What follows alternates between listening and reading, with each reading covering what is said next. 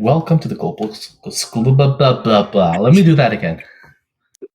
100% Barrels won't edit this, but Editor's note? No fucking way I'm editing this.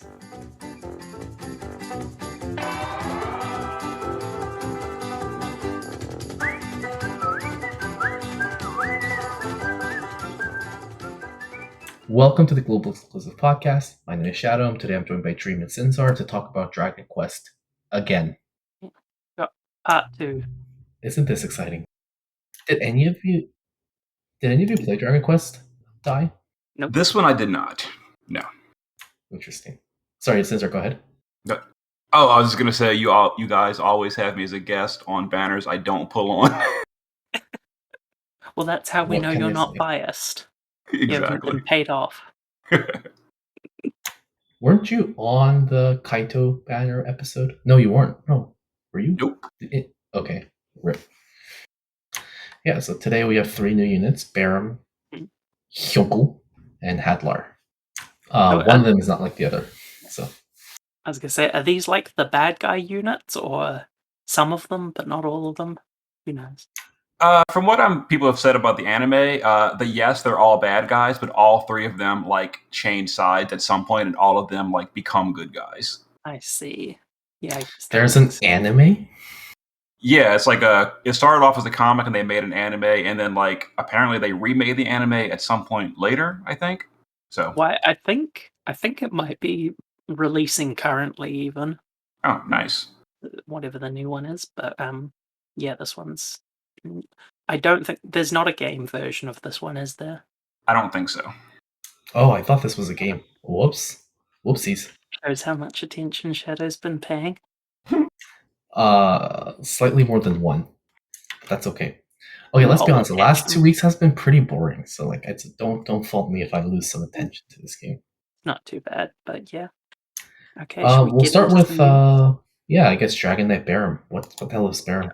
He's kind of similar to Dai in being the lightning finisher and the best unit of the trio, but instead of physical, he can do either magic finishing or fixed hybrid, which is something we haven't seen in a while, but we'll be probably seeing a little bit more of. A couple other units do this as well.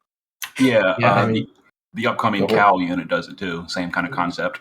But yeah, so the they basically upcoming Cow unit? No, his name is Cal, Kall. Oh, okay. I was gonna say upcoming cow unit. Sinzar, what do you mean upcoming cow unit? No, it's a unit called Cal. But no, so yeah, so you'll see some very high modifier LBs from these, but they don't get any killer effects, so that's kind of the compensation. But at least in Barum's case, it like they actually finally made the mod high enough to properly compensate for it, because he basically gets 2400 on his fixed LB and 380 for his pure magic LB and shift once it's stacked. So it's about like 6 times the mod, basically. With Barum being, high big dick mods, does that mean that like this was the norm back when he was released in JP? Because he's a month early, like just like the other banner, isn't he? Yeah, he's a little early. I mean, it still works out because of the non-killer thing to be like about normal levels, but it's pretty high end currently. When did killer LB stuff become more common in JP? Like, What No, you I talking mean, about? You mean like the like- killer buffs? yeah. When did that start becoming more common? It's not really. Mam and Hyukel are pretty much the only ones that do that kind of stuff. They do have really high killers that are targeted, like the Ilmatil unit coming up. But as far as like the big self LBs, these are the only ones I can think of. Oh, okay. So basically, it's Hyukel and Male. Okay. Mm-hmm. Some of them instead do have their like racial mods where instead their raw modifier will be a bunch higher against a specific race, but So kind of like Balthier. it's not quite, yeah, a bit like Balthier, or ones like the new X2 units have a big racial component on theirs. So that'll be a lot more common, but it's not too important in comparison to Barum specifically. Is he the strongest lightning magic damage dealer then? I'm pretty sure he does do more than Dai at like after the magic variance change. If you like whale him out, Yeah, the big thing that it's kind of funny because like the pendulum shifts the other direction. For years, physical was better because they got variance and mages got focus, and focus wasn't as good.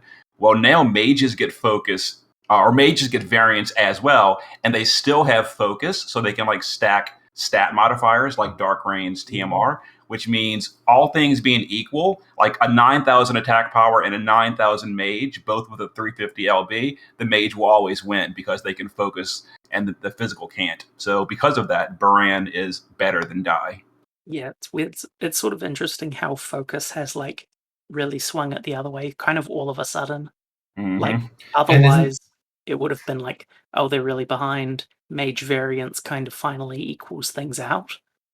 But Does that mean things like what's that guy that takes forever? Angela will start doing shit tons of damage soon, right? Oh yeah.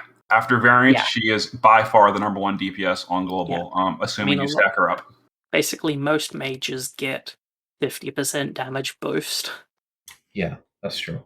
The other thing that's great about Baron is his vision card. I mean, I guess this is true for any of these 3 units, but I love the vision card. He has the same card as Dai, which obviously due to the mistranslation thing now gives 500 attack and magic for anyone, so it's a really good card. So The other was that two I never are read the news, but was that intended or was that unintended? Now it's just happening. unintended. They forgot to put the restriction on the Korean version of the news, and then obviously it was like, oh, people pulled false advertising, whatnot. They basically had to change it to actually Jeez. work like that. So that's why everyone pulled for Dai last week. Yeah. Big And buff. it's kind of funny that they selectively do that because they had the same error this week. The Spanish news had the wrong information on Hyunkel's STMR. It showed it as a magic spear instead of a spirit spear. But instead of like changing it, to add magic on top, they just said, "Sorry, news was wrong. Deal with it." I mean, it might be a difference between like that being a pure upgrade versus switching spirit for magic being more of like a side grade. There was something added, but also something removed. Oh yeah, So it's true. maybe that's the difference there. Like, because otherwise, to fix it, they would have to make it attack So magic does that make and Barrett spirit. and Dai's cards the best card in GL? Not Knights really. of Grand Sheld and Dark Reign are still respectively better, but this is cheaper and almost as good. Yeah. Yeah, I guess so. The premiums are still like absolutely superior for their specific type, but yeah, as far as a cost benefit, this one is way more efficient. I'm so kind of tempted and annoying because like I have no copies of Knights of Grand Sheld or Dark Reign. It's like really tempted to try and get a copy of this card. Finally shedded a random NV from like the daily today, and it was unfortunately Hyukel Hadler, who was, spoilers, probably the worst of all 6 of the Dragon Quest units. I was about to say, if there's any bad unit, it's definitely that one. Yeah, but that was unfortunate. Yeah, I mean, thing about Baron is that other than his damage, his STMR and TMR are actually really good too. Which is I think I always say this, but that's the thing that always lasts, right? STMRs and TMRs, those are the things that always like outlast the units, and they're really good. Yeah, so Barum's a great package overall. I think one thing that is slightly awkward that I noticed when doing calcs is unless you're bringing a 300% external LB buff from something like Roberta, what you really optimally want to do is use his shift LB because it has that 300 LB damage buff on it, and then 2 turns later burst with his fixed damage base LB. But because his shift is 4 turns, it's not a true shift. So you have to wait until the proper end of that shift duration. Yeah. So usually using that external buff will be easier, even though he technically has it for himself. What's the duration? What's the duration on the LB buff? I actually didn't realize it was more than 1 turn. 3 turns. Oh. So you basically want to go shift LB, then his cooldown, which has 2 turn buffs on it, and then base LB to be like fully ideal for self-sustained max burst. Pretty cool. Yeah, cool, but a bit annoying. But yeah, he certainly does a lot of damage as a lightning finisher. I guess one thing is that with his base one being fixed attack and his shift 1 being pure magic, he can't element mix at all. But the cool thing about him for me is the fact that like on like a hard to gear for a race, he actually you can make him not steal any of your good killer gear, which is really convenient, especially for double race bosses. Mm-hmm. Just doesn't care. And his like between clash gear and his unique stuff, building both attack and magic at basically full power is pretty possible these days for hybrids, so needing both stats isn't really an issue. Yeah, great unit, I think. But it's at the same time, I still skipped it though, because I thought like with upcoming anniversaries very soon, and Balthier is like a favorite, so it's gonna fair enough to be saving right now. And then there's Hyukel the Uncle. Yeah, Uncle Hyukel. Great. He actually got a really nice global upgrade. It's not specifically like a numbers upgrade; it's a quality of life upgrade. And it's really cool because now his SLB used to be locked. His good SLB was locked behind him being under 10% health. Now it's just permanently on global, which is really cool. Yeah, so it goes from 280 mod to 350 mod all the time, and also the killers are up from 200 to 250. So that's nice. But yeah, so with like he is a physical attacker and magic tank hybrid, and is pretty good at both roles. With the physical attacking, the main thing is he's got a good mod, but not much in the way of self buffs, so you need to externally support him quite a bit with, amps and stat buffs and whatnot. And then with his tank role, he is reasonably bulky, but has an annoying 1-turn gap on his AoE mitigation skills from the cooldown. 4-turn duration, 5-turn cooldown. Does this mean that Hyunkel's the strongest hitting tank? Probably. As far as like tanks go, I think he is. Yeah. So, what about compared to Snow and JP? Do you know that? JP Snow's upgrades plus his crown abilities make him hit like okayish. I actually don't know offhand compared to Hyunkel how much.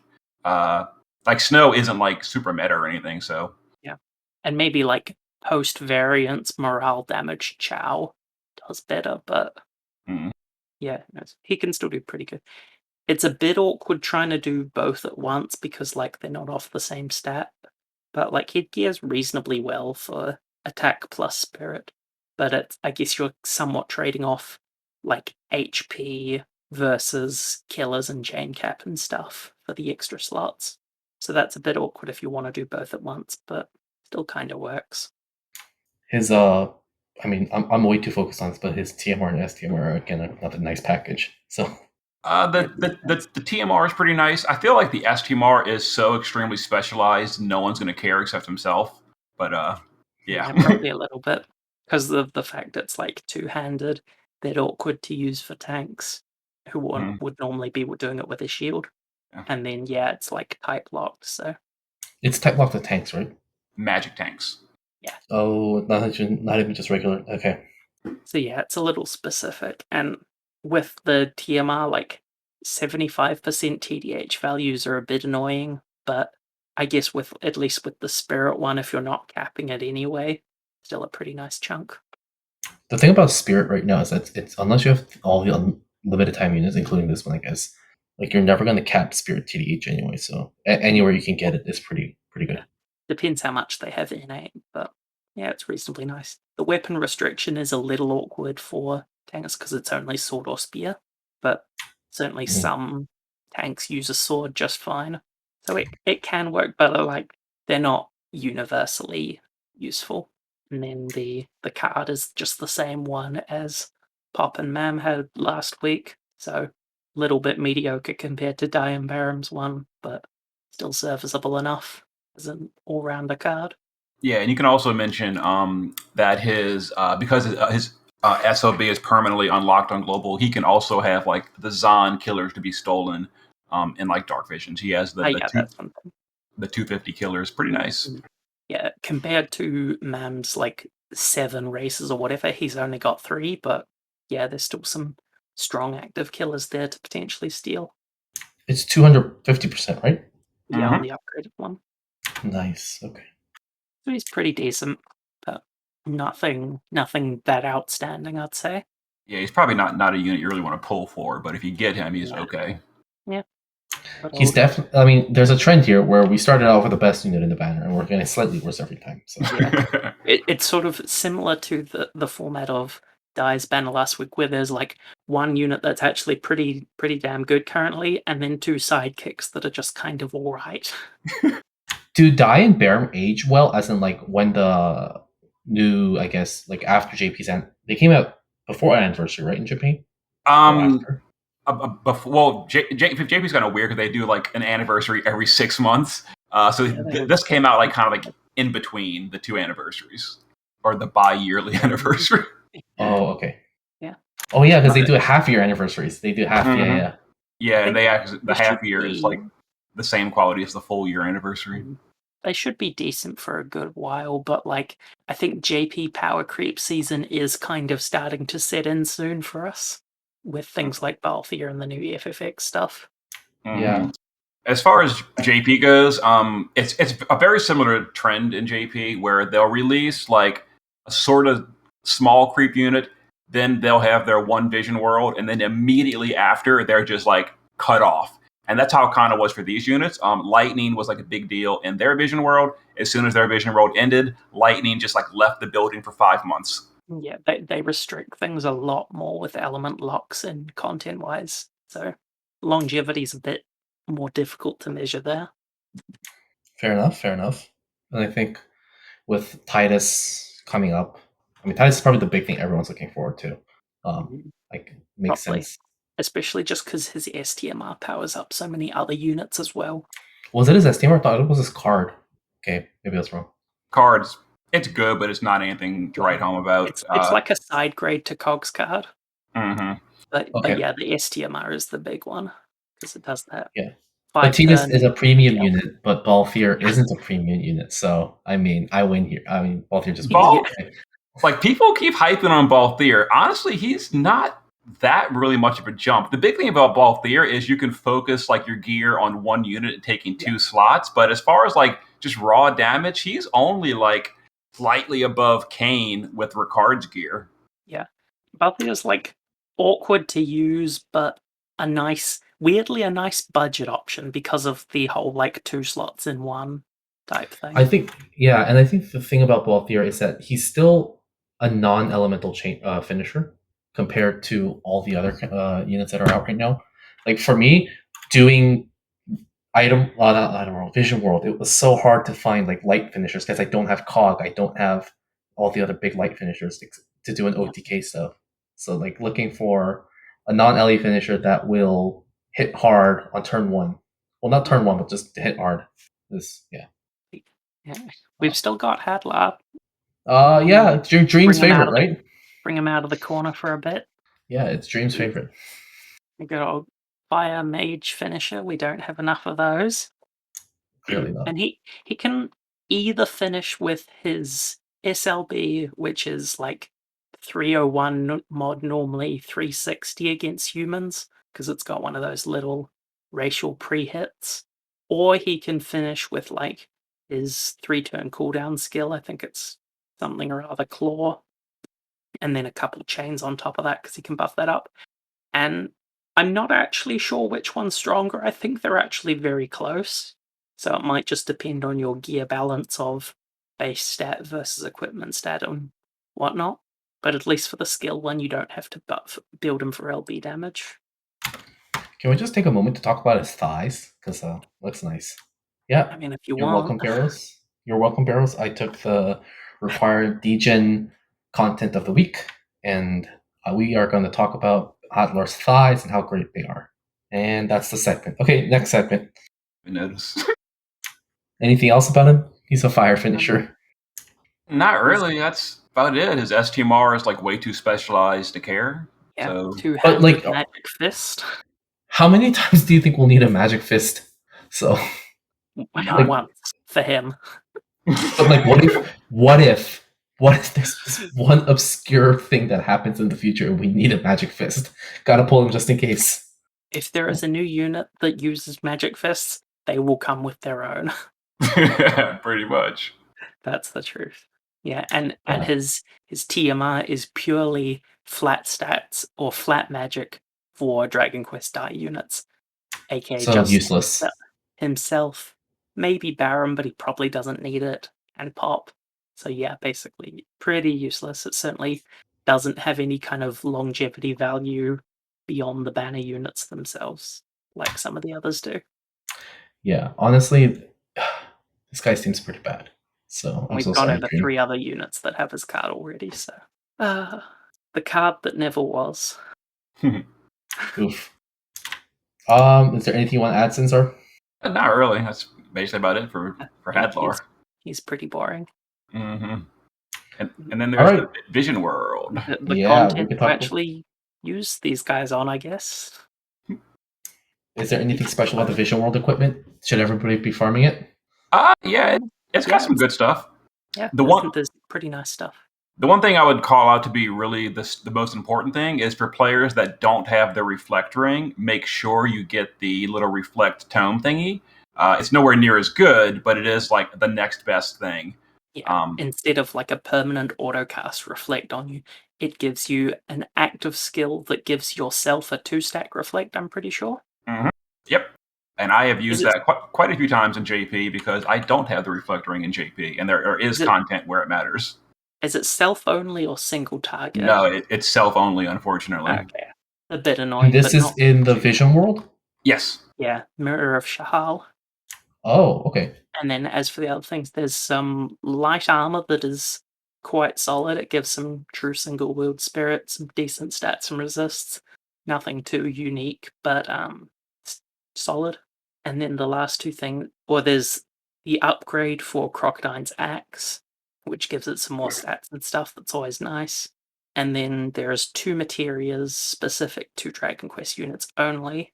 One gives 750 to all 4 basic stats as flat, which is just a nice stat boost for basically any of these 6. And then the other one gives some mod boost specifically to racial mod skills and magic damage with Spirit Ignore. So the magic damage with Spirit Ignore is specifically for Pop's cooldown. I think it's Madroa. And that's like an actually pretty significant boost for it. I think it gives it another 600 when max level, so from 2200 to 2800. Do any of you have Pop, just out of curiosity? Nope. Okay, because a bunch of people I've seen have said that the Madroa cooldown from Pop can be reflected, and it's like they're dying in Vision World because one of the bosses does reflect on themselves. The magic boss does reflect on himself, and it's reflecting Pop's skill, which is apparently a skill, but can be reflected. That's very strange. Maybe it's a special kind of skill that can be reflected. I don't know. That does sound pretty strange, though. But between that mod boost and like magic variants, Pop will actually hit pretty damn hard when fully set up, and when Fire plus Ice isn't too much of an issue. So he could be alright with that. Unfortunately, unlike the stat materia that's all of the Dai units, this one is only Dai, Pop, Mum, and Hyukel. So Hadler, who also has a magic attack with Ignore Spirit on it, can't benefit from this. I love how this is like a big especially fuck you. It's like fuck you, especially fuck you. Are you happy that you pulled what's his face? No? I bet you are. It was just a bait. But yeah, and then the racial mod thing is skills only, so I don't think that's going to be too impactful overall, but it will help with just like some sustained damage on Dai and stuff, I guess. Mm-hmm. If you want to use them for that, if we ever actually get the trial releases that are starting to be overdue again. That's a good point. We're overdue trials, eh? Way overdue for Warmech. He's like a month late at this point, maybe more. Yeah, about that. Oh, I forgot about those, eh? Huh. I guess they're waiting for it to be an anniversary present. Oh, geez. That's like the worst kind of present. Yeah. Like, your present is 1.2 million fixed damage. Thanks, Warmech. Thanks. The kind of funny thing is, Esther is going to make that trial so easy compared to JP. Especially as we don't have Lord of Light as like a decent free option for it. Oh yeah, that's another guy that is technically late at this point. I think he's pretty obviously just cancelled. Yeah, seems that way. What the hell is Lord of Light? This is my first time hearing about this. It was a collaboration with ActRaiser, like an old game, and oh, okay. Came the same week as the FF1 banner, I believe. I think so. And yeah, he just had like decent or good sustained skill mods that didn't require any setup. So in a trial where you were like re-raising every turn or second turn, he had pretty good sustained output. Okay, didn't know about this guy. So have either one of you done the Vision World yet? I thought I saw in the I've tapped all the easy stages, but I haven't attempted Hadler yet. Oh, okay. I've done him, but I did abysmal damage. I was doing like 800k. I can't figure it out. On the final boss? No, on him, like the first of the easy bosses. I'm like, is it because I used the wrong element? Is it punishing me yet? Well, no. The early bosses are actually they're pretty bulky, but the damage cap is very low. Although the first boss, you should have done better than that. Yeah. The cap's only like 1 billion for those. Yeah, it was 1 billion cap, but wow, what kind of team did you use? Now you have to be curious. How could you possibly do that low? Hold on, let me see. It was 800. It was like million. Sorry, it was 163 million on Dark Reign. It was Darkmane, Carton, Larcroft, Elena, Bulwark, and Behemi, and it was a turn 1 Dark Reign LB. That's probably why. That's exactly why. That's the wrong element. Yeah, no, I was gonna say, is it punishing me because it's the wrong element? Oh, yeah. Okay. Like there's a couple of outliers, but basically they're mostly like sort of the default state is stone race, weak to one element, but then there's like an outlier for each where one is double race, one has 2 element weaknesses but only to magic damage, and then one has some other variant.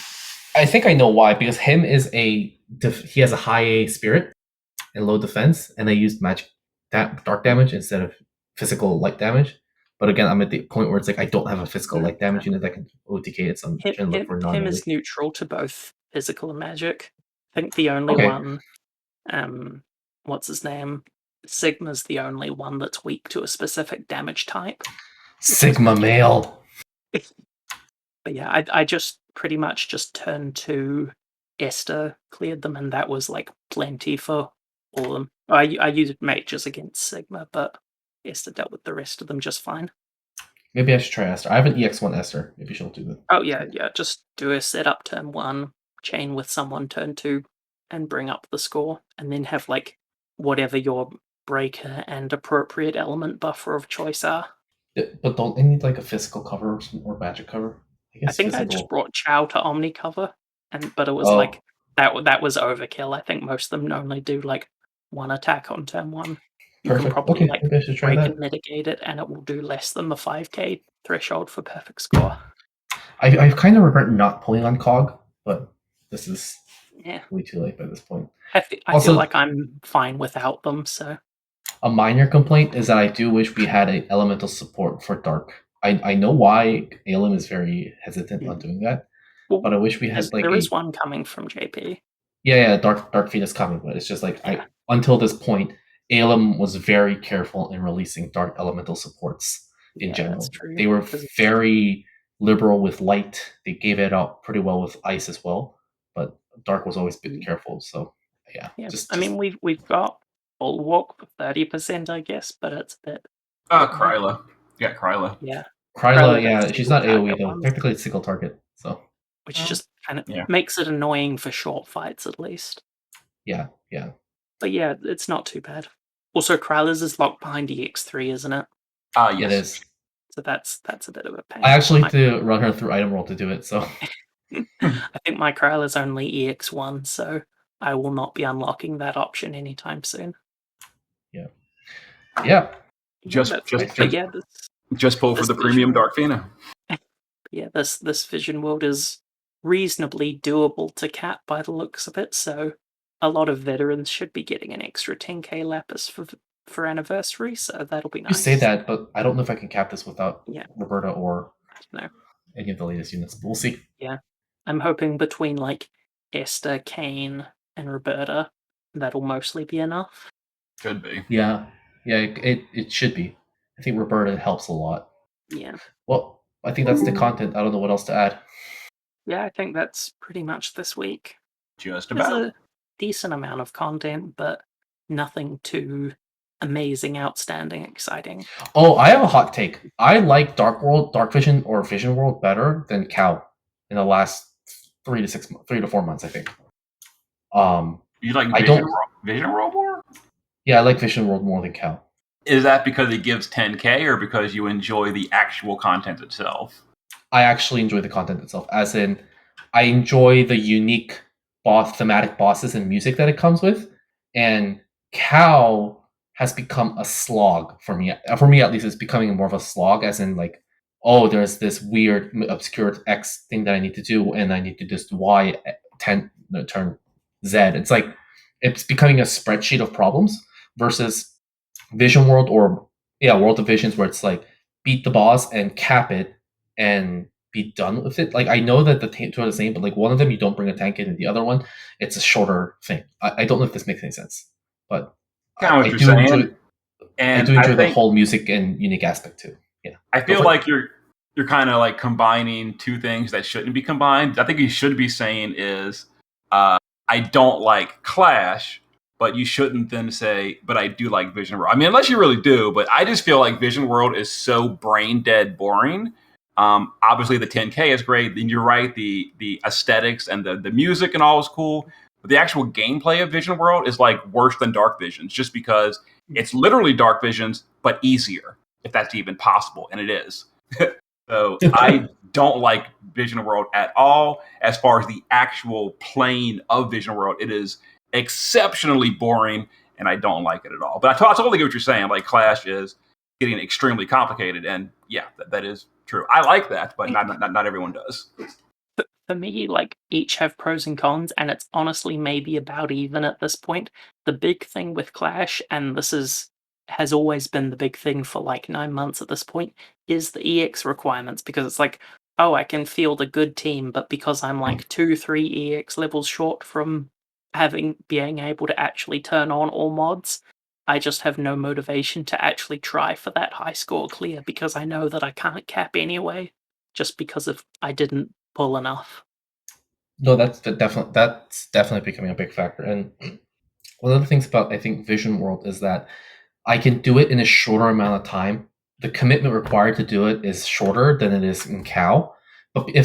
And I do understand what Sinzar is saying, that the complication is great for people that are like super into the game, or like have like want sort of that sort of content. But for myself right now, like, as it stands in my point in life, I can't spend the time to sit down 2 to 3 hours in 2 weeks to finish Cow, to try getting a good result out of it, versus sitting down for an hour or two and finishing Dark Visions and then never touching it again. Or, for in the case of World of Vision, it's just an MK with extra steps, right? Well, it's more like a raid with extra steps, I think, if that makes any sense. Because now the next time afterwards you do it, it's just, you just put repeat button to farm the stage, and that's it. So Yeah. Right now I prefer Vision Worlds, maybe because like I have a baby and like I have so many other commitments. But if I didn't have like a little human to take care of, maybe I would prefer Cal, because it gives me more enjoyment in spending time into this game. So as it stands now, I'm preferring Vision Worlds over Cal. Cow is meatier, but right now you're just in the mood for a salad.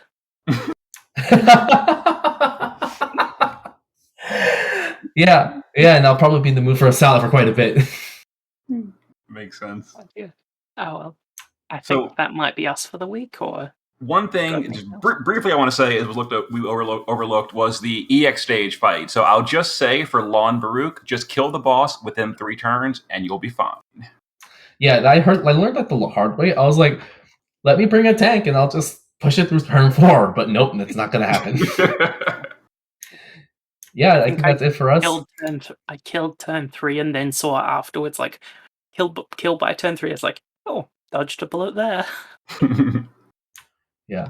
I saw the turn 4 mission, and I was actually going to do it up to turn 4 so that I could use my SLB unit with an EX2. But then I kept dying on turn 3. I was like, there's no way to stop it, so I just, okay, fine. So, anyways, I think that's it. Yeah? Yeah. Yep. Oh, well. All right, cue the chocobos.